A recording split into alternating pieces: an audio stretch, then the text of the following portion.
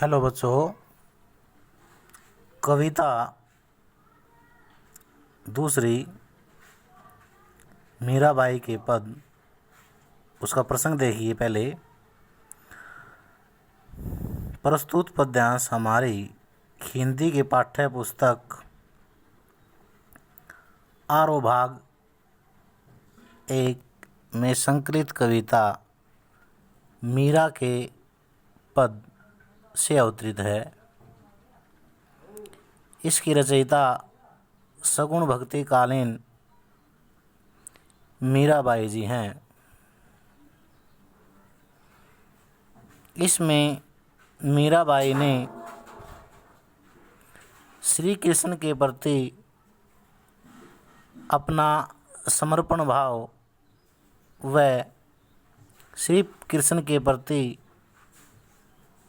अपने प्रेम के विषय में अपनी भावनाओं को व्यक्त किया है।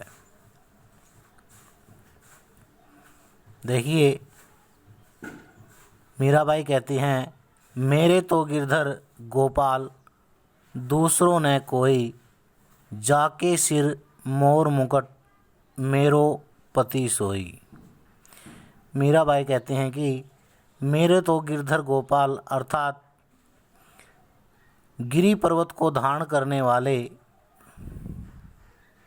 और जिसके मस्तक पर मोर पंखों से सुशोभित मुकुट विराजमान है, वही मेरा पति है।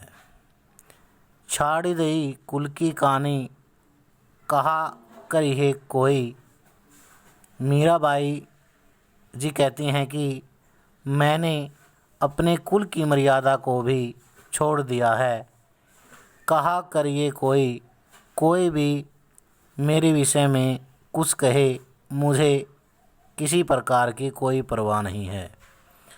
संतन डिग बैठी बैठी लोग लाज खोई।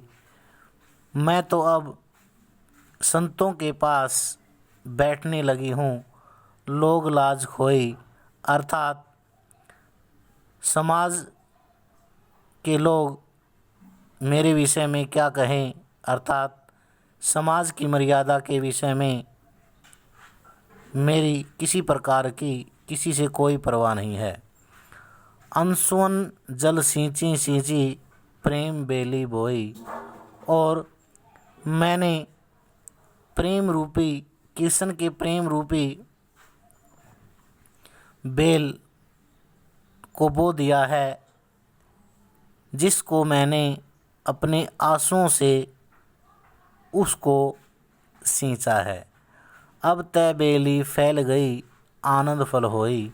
और अब इस प्रेम रूपी बेल का विस्तार हो गया है, आनंद फल होई, और उससे मुझे आनंद प्राप्त होने लगा है।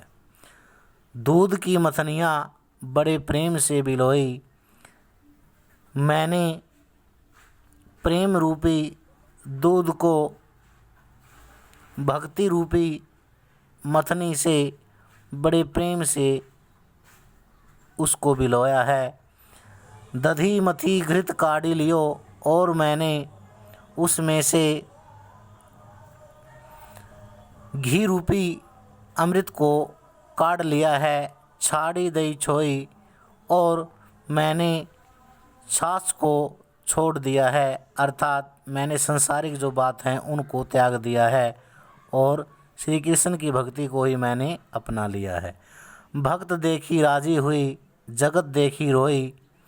मीराबाई कहती हैं कि मीराबाई संसार के लोगों को देखकर तो उसे रोना आता है, लेकिन वह भक्तों को देख करके वह खुश हो जाती है।